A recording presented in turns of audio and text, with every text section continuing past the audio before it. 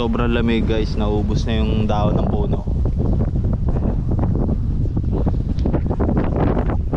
Tangina, para ako nagdo-documentary dito ha. Diba?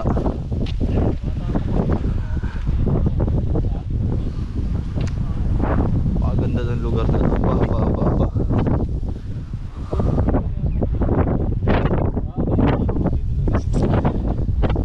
Yun, yasumi namin nga nakagala kami. May trabaho na naman, bihira na naman makagala. Yung bit niya, bunga. Abo yung tatapos niya. Sa sayonara sa asawa.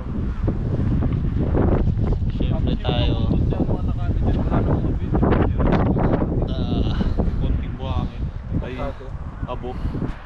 Pero yung